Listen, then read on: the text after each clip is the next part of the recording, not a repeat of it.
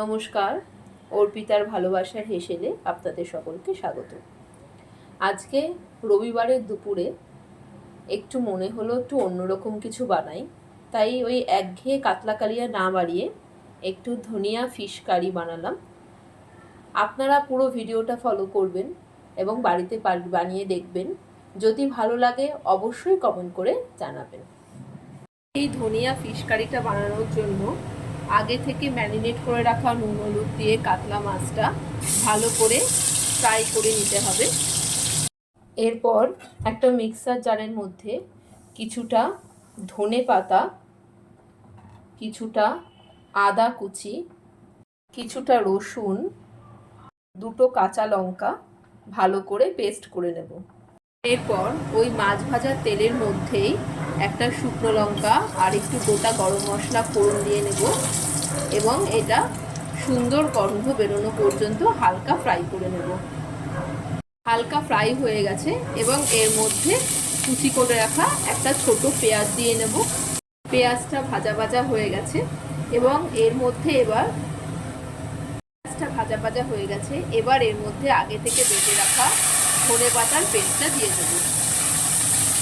এতে পরিমাণ মতো হলুদ গুঁড়ো দেব, 1 চামচ ধনে গুঁড়ো দেব, 1 চামচ জিরে গুঁড়ো দেব, স্বাদ মতো নুন দিয়ে দেব। এরপর যতক্ষণ না তেল ছেড়ে আসছে ততক্ষণ এটা ভালো করে কষিয়ে নেব। আপনাদের যদি অর্পিতার ভালোবাসার হেসেলের এই ছোট ছোট রান্নাগুলো ভালো লাগে তাহলে কিন্তু বাড়িতে অবশ্যই ট্রাই করবেন এবং ট্রাই করে জানাবেন বাড়ির সদস্যদের কেমন লাগলো। আর যদি সত্যিই খুব ভালো লেগে থাকে তাহলে কিন্তু লাইক আর শেয়ার করতে ভুলবেন না।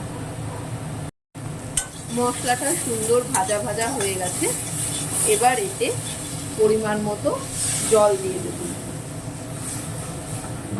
এবং এটা 2-3 মিনিট ফুটতে দেব। ঝোলটা ফুটে এসেছে, এবার ভেজে রাখা মাছগুলো এক এক করে এর মধ্যে দিয়ে দেব। আর যতক্ষণ যেরকম আপনারা গ্রেভি রাখতে চাইছেন সেই রকমভাবে গ্রেভি রাখতে পারেন।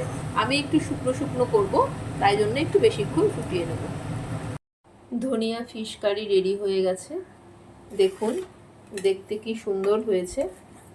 দেখি রোদ্দুরের কেমন লাগে, খেয়ে দেখো কেমন হয়েছে আগে, তারপর বলছি।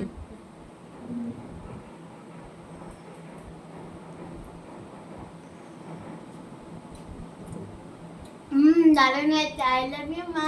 Thank you, I love you two.